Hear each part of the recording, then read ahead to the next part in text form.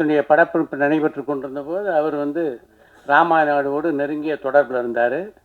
நான் அப்போ பத்திரிகையாளனாக இருந்தேன். வாகினி ஸ்டூடியோ எனக்கு தெரிஞ்ச அந்த படத்தினுடைய படப்பிடிப்பு நடைபெற்ற போது ஏறக்குறைய 20-30 நாட்கள் அந்த படப்பிடிப்பு தளத்திலே நான் வந்து செய்தி சேகரிப்பதற்காக போயிருக்கேன். அப்போ நான் ஒரு பத்திரிகையாளர்.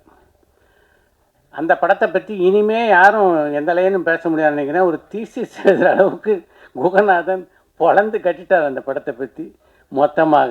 அவரை தாண்டி அந்த படத்தை பற்றி பேசுறதுக்கு எதுவுமே இல்லை அப்படின்னு தான் என்னுடைய நினைப்பு. குகநாதன் என்னுடைய இனிய நண்பர்னாலும் அவருடைய ஒரு பேச்சை வந்து நான் வந்து மறுக்க கடமைப்பட்டிருக்கேன். வாணிஸ்ரீ அவ்வளோ அழகில்லைன்னாரு. அதை நான் வன்மையாக கண்டிக்கிறேன். பல நாட்கள் என்னுடைய தூக்கத்தை கெடுத்த பெருமை வாணிஸ்ரீ கொண்டு. இந்த பேரை விட ஒரு அழகான பேர் பார்க்க முடியுமா? காதல் பேர்னா இதுதான் ஜோடி அப்படின்னு எல்லோரையும் கிறங்க வைத்த ஜோடி இல்லையா சிவாஜி வாணிஸ்ரீயும்?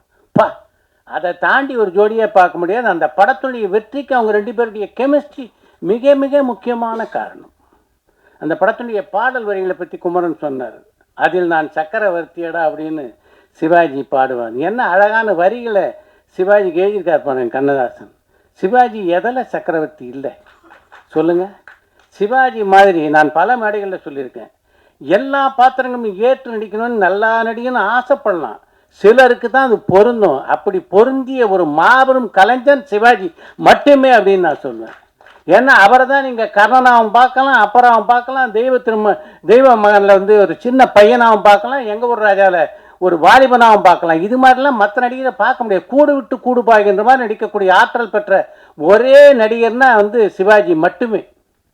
இந்த படத்தை பொறுத்த வரைக்கும் ஏறக்குறைய இந்த படம் வந்து 54 ஆண்டுகள் ஆகுது.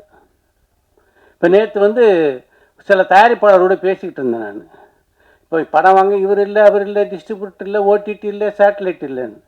54 வருஷம் முன்னாடி இல்லையான படத்துக்கு இந்த மேடையிலேயே 3 யூனிவர்சல் இருக்காங்கன்னா இது போன்ற சாதனையெல்லாம் அவர் யார் செய்ய முடியும்? நினச்சி பாருங்கள். 1972 ஆண்டிலே வெளியான இந்த